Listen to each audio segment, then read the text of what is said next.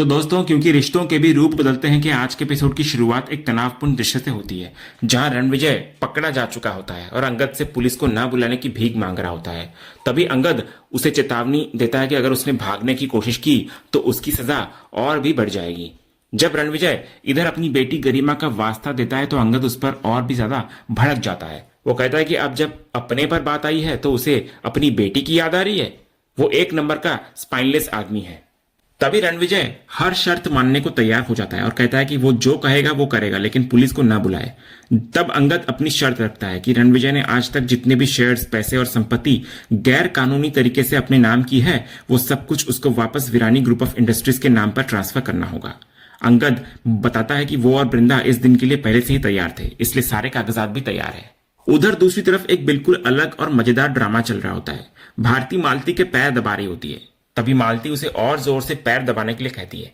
जब भारती कहती है कि 2 घंटे हो गए हैं तो मालती के घूरने पर वो तुरंत अपनी बात को बदल लेती है। फिर मालती मन ही मन सोचती है कि ये कैसी अजीब लड़की है, वो तो मना ही नहीं कर रही ताकि वो शादी तोड़ने की बात शुरू कर सके। फिर इधर पैर दबाने के बाद मालती उसको ताजे मेहंदी के पत्ते सिलबट्टे पर पीस कर लाने का काम देती है। तभी भारती जब बाजार के हेयर कलर का सुझाव देती है तो मालती उसे कामचोर होने का ताना मारती है, लेकिन भारती बड़ी ही विनम्रता से कहती है कि उसे घर के सारे काम करना अच्छा लगता है और वो अभी मेहंदी पीसकर लाती है।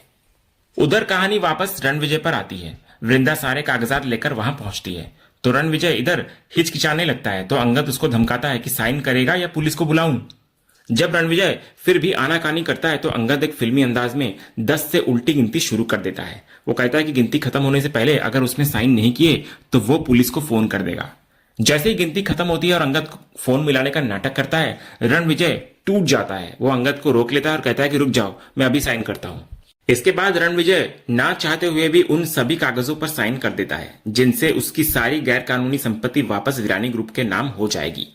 साइन करने के बाद वो गिड़गिड़ाने लगता है कि अब पुलिस को ना बुलाया जाए, तो अंगद उसे अपनी जुबान का पक्का होने का यकीन दिलाता है और कहता है कि वो रणविजय की तरह धोखेबाज नहीं है। लेकिन जैसे ही रणविजय वहां से जाने लगता है, वृंदा उसको रोक लेती है। वो सीधे मुद्दे पर आती है और पूछती है कि मंगल और कुंज के अलावा मैनेजमेंट का वो तीसरा आदमी कौन है जो उनके साथ मिला हुआ है। तो रणविजय इस बात से साफ मुकर जाता है और कहता है कि कोई और शामिल नहीं है। वो कहता है कि जब उसने अपना सब कुछ दे ही दिया है तो वो झूठ क्यों बोलेगा। वो वहां से जाने की गुहार लगाता है और वादा करता है कि वो दोबारा लौटकर कभी नहीं आएगा। तो अंगद उसे जाने देता है। उधर भारती मालती के लिए सिलबट्टे पर पीसी हुई मेहंदी लेकर आती है तो मालती कहती है कि उसको साइड पर रख दे। इसके बाद मालती उसको देखकर कहती है कि अब उसके कंधे में दर्द हो रहा है तो वो उसके कंधे दबा दे।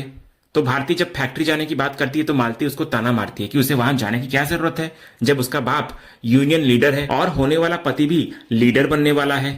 तो भारती चुपचाप उसके कंधे दबाने लगती है। इधर कंधे दबाने के बाद जब भारती फिर जाने लगती है तो मालती उसे एक कप चाय बनाने का आदेश देकर रोक लेती है। मालती का प्लान भारती को इतना परेशान करने का होता है कि वो शादी से मना कर दे, लेकिन भारती हर काम को बिना शिकायत किए करती जा रही होती है।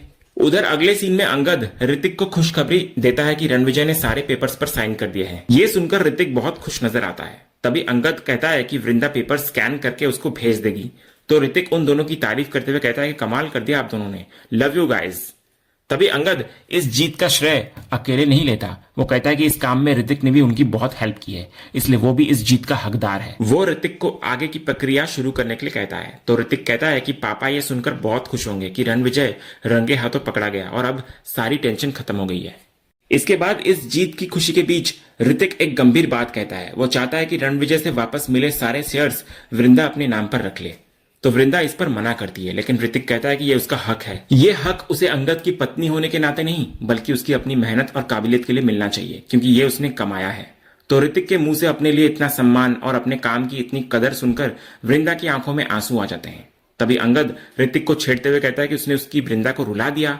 तो ऋतिक मजाक में कहता है कि भाभी को हंसाने का काम तो उसका है, उसे एक अच्छा पति होने का फर्ज निभाना चाहिए। फिर ऋतिक के फोन रखने के बाद अंगद मजाक में वृंदा के सामने कॉफी का कप लेकर खड़ा हो जाता है और कहता है, मैडम कॉफी लीजिए, अब आप वीरानी ग्रुप की मालकिन बन गई है, छोटे लोगों को भूल मत जाइएगा। ये सुनकर वृंदा भावुक होकर उसके गले लग जाती है। तो अंगद कहता है कि ऋतिक ने उसे और उसकी काबिलियत को पहचान लिया है। फिर वो ऋतिक की दूसरी बात याद दिलाता है कि भाभी को प्यार और पैम्पर करना चाहिए और वो दोबारा ये कहकर वृंदा को गले लगा लेता है। उधर भारती मालती के लिए चाय बनाकर लाती है और जाने की परमिशन मांगती है, लेकिन मालती उसे फिर से रोक लेती है और अपने हाथ दबाने को कहती है। तो हाथ दबाने के बाद वो भारती को बाल्टी में रखे कपड़े धोकर जाने के लिए कहती है। इस पर भी भारती मना नहीं करती। वो बड़ी ही भावुकता से कहती है कि उसकी माँ तो बचपन में ही चली गई थी, इसलिए उसे घर के काम सारे करने की आदत है। वो मालती को अपनी माँ मानती है और कहती है कि वो कोई भी काम करने को तैयार है। ये कहकर वो कपड़े धोने चली जाती है।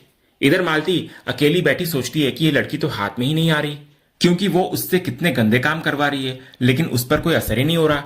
मालती को अब खुद उस पर तरस आने लगता है, लेकिन वो ये भी सोचती है कि शादी तो रुकवानी ही है, इसलिए उसको जल्दी कुछ सोचना पड़ेगा। उधर अगले सीन में अंगद बृंदा को अपनी बाहों में लिए हुए होता है। बृंदा उसको छोड़ने के लिए कहती है, लेकिन अंगद कहता है कि उसने उसे छोड़ने के लिए नहीं पकड़ा है और वो जिंदगी भर उसे ऐसे ही पकड़े रहेगा। तभी बृंदा उसको हकीकत याद दिलाती है। वो पूछती है कि उसने भारती के बारे में क्या सोचा है, जो उसकी होने वाली पत्नी बनकर उसका इंतजार कर रही है। वो ताना मारते हुए कहती है कि उसे उसका भी तो हाथ थामना चाहिए। ये सुनकर अंगद का मूड खराब हो जाता है। वो कहता है कि वृंदा ने भारती का नाम लेकर सारा रोमांटिक माहौल बिगाड़ दिया। वो कहता है कि भारती को संभालने के लिए आई है, लेकिन उसके लिए उसकी जिंदगी, पत्नी और प्यार सब कुछ सिर्फ वृंदा ही है। लेकिन वृंदा कहती है कि उसे भारती के लिए दुख हो रहा है, क्योंकि वो मानती है कि भारती एक बहुत अच्छी लड़की है और वो अंगद पर बहुत विश्वास भी करती है। वो कहती है कि चाहे वजह कोई भी हो, लेकिन भारती की भावनाओं के साथ खिलवाड़ हो रहा है। इसके बाद वृंदा अंगद के सामने एक प्रस्ताव रखती है। वो कहती है कि अब जब रणविजय वाला मामला लगभग सुलझ ही गया है, तो उन्हें भारती को भी सारा सच बता देना चाहिए। तो वृंदा के सच बताने के प्रस्ताव पर अंगद कहता है कि उसे भी भारती के बारे में सोचकर बहुत गिल्ट होता है, लेकिन वो ये भी कहता है कि इस स्थिति के लिए भारती भी कम जिम्मेदार नहीं है, क्योंकि उसने उसे कई बार मना भी किया है और समझाने की कोशिश की, लेकिन भारती ने उसकी एक नहीं सुनी।